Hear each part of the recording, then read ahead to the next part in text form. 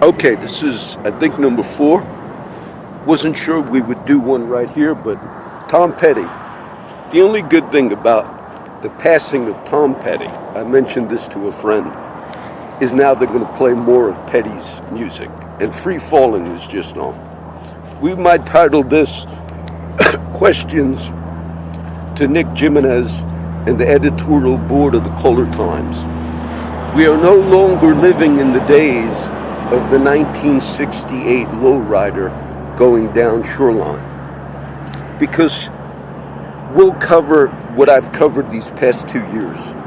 I had a friend of mine, this might have been 4 years ago, and I'm testifying to you the truth that you probably are aware of, as well as many others in our community. But you know, my years of working with guys on the street, this particular friend, and I've talked about this and gave the names before, he said, you know, John, some of the things that surprise people that are involved in drug activity within this community, the things that always surprised my friends was, in this case, there's a top prominent Mexican judge right now in this city. And he said, you know, John, he regularly buys meth from us. Regular basis. That surprised them, that it was open.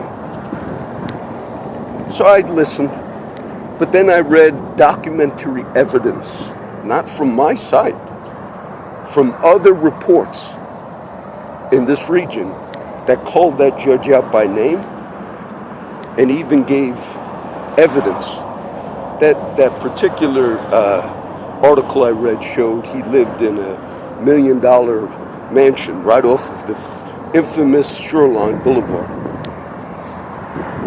So it's a known entity that some Hispanic judges right now on the bench are involved in all types of illegal criminal activity, the moving of drugs through this community. That's known.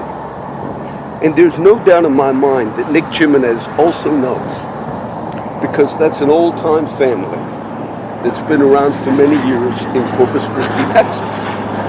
And so as I look at the terrain and I see things like that, and then I realize they cover up for one another in this community. I realize that. Those types of things that they cover up for in this community, those are considered bad things.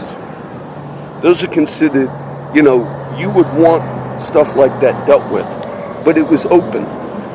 And the top people in this community know that. And then when I see the stupidity of how they rise to the level of a white man, this is where I see the race in it. And then they question. Now that you have written the article that says the rogue city employee that put up those barriers on a public right-of-way should receive a medal and a reward. Now that you wrote it, what we're going to ask for is this. Do you know you had the Amtrak train last week? It was like a Titanic type thing. It was the first run of a high-speed Amtrak train, a new corridor. Tragically, it derailed. It was doing 80-something on a 30-something turn, so the maiden voyage, if you will, ended in tragedy. Do you know there are federal crimes against blocking a right-of-way? I'll give you an example. If I just on my own today, this has to do with people putting stuff on railroad tracks and derailments. If I put a hazard in this roadway without proper authority, that's a crime. So now that you have decided, Nick Jiminez and Tom Whitehurst and the others, now that you have decided to praise the rogue employee, not only do we ask for the name of that rogue employee, the public, we want his firing. We want to know if he's Mexican and if you are aware of it. And then we want a federal investigation. I'm not sure if Shoreline is considered a federal highway. This is. There are certain roads within Corpus Christi that are also federal highways, interstate. So we will not only want the firing of that rogue employee, who you want to give a medal to, we want a criminal investigation. If he did not have the proper authority to put what we refer to as a hazard, when you block a legitimate roadway without proper authority, you are considered, that's not only considered just you didn't follow procedure, that could be considered a crime. And I make a big thing out of that because of what I just mentioned. You are aware, because everybody in this community for a long time was aware of what I just told you about a particular judge, openly. And you know it and you don't cover it.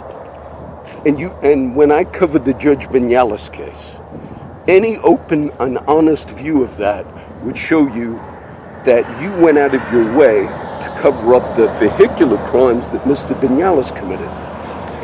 And then you make such a big thing that if a child is killed because a white mayor made a proper decision, possibly undoing an illegal act, meaning open up that, who gave permission for somebody on their own to block it? And then you raise that to the level of Mr. McComb might be liable for the death of a kid in a stroller. What ignorance, what inability you have. So the new day we're in is we are indeed asking information about the editorial board of the Kohler Times. When you wrote those editorials yesterday, did you collude in any way with Hispanic officials and have questions, we must take Whitey down? Did you do that? The investigation of Mr. Trump, now emails have been released. They're looking into the quote investigators. And so we want to know that. Does Nick Jiminez and the editorial board have information about a long-standing Hispanic family within the community, one who sits on the top judge bench, which my friends have information, which is written about publicly on various forums? Do you have information? Why did you never bring to light the possible illegal activity of a top judge within Nueces County? Is it because La Raza? You're such a disgrace that you have done those things. You have now not answered the questions that were asked today in a public open forum.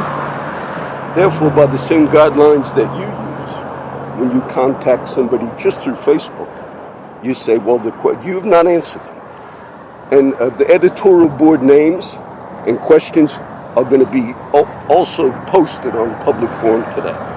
Because the new day that we live in is we want light on all of the activities that go on, whether it's in a church community, whether it's in a media outlet.